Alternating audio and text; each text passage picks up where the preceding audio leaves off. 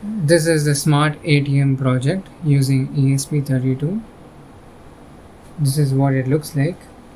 We have our ESP32 right here, which is then connected to the RFID, and we also have a keypad that is connected to this. And these are our RFID cards with the LCD below there. Our project is a simple simulation of how a bank works. Now here we are scanning. So first we started with scanning our invalid card, which is this tag, and immediately it shows that the card is not valid, and then it starts asking you to scan the next card.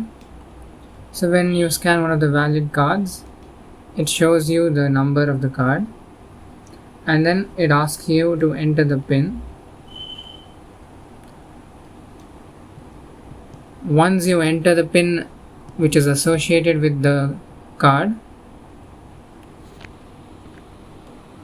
it'll show you the menu of options. In the menu, let's say we choose option number 1. This will open the option for deposit, and it'll show you the balance left. Now you'll enter the amount that you want to deposit to your account. So we are depositing 100, and when you press hash for yes, it'll process and give us a new balance amount. This is the Twilio part, which sends an SMS to the respective phone number.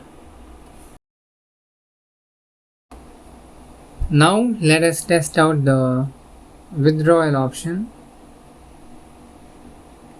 Current balance is mentioned on the screen, and it asks for the amount to be withdrawn, and once entered it asks for confirmation, and when you press asterisk it cancels the withdrawal. So let's do again. By accepting the withdrawal, we enter the amount we want to withdraw,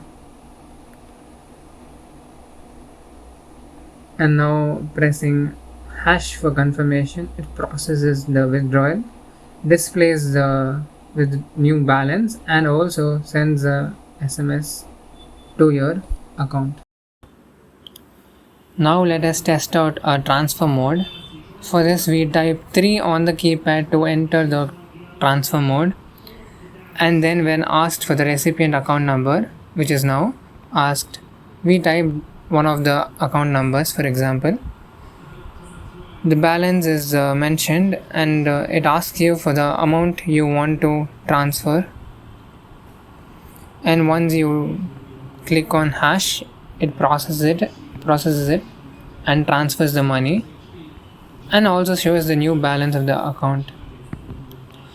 Now it also sends SMSs to both the accounts associated with the.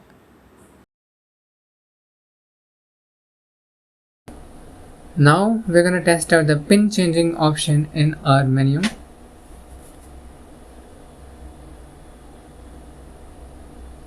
First it asks for your old PIN. Let us enter our old PIN now. And now it asks for the new PIN that we want to set. And after we enter the new PIN, it asks us to re-enter the new PIN. And then it asks for confirmation, and once you press the hash, the PIN is updated.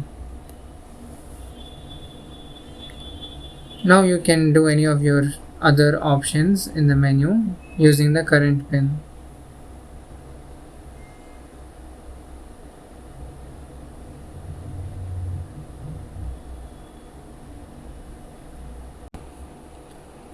Now let us scan the same card that we changed the PIN for.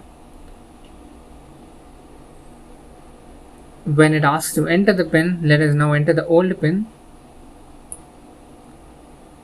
As you can see, it has 5 trials, but when you type the correct PIN, it will let you in, and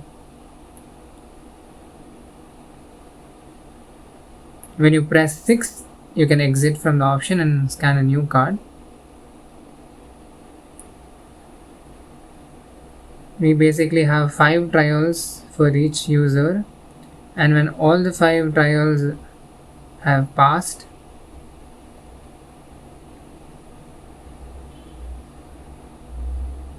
it tells you that your card has been blocked, and a message is sent to the respective phone number. And when you try to scan the same card once again, it will show that the card has been blocked.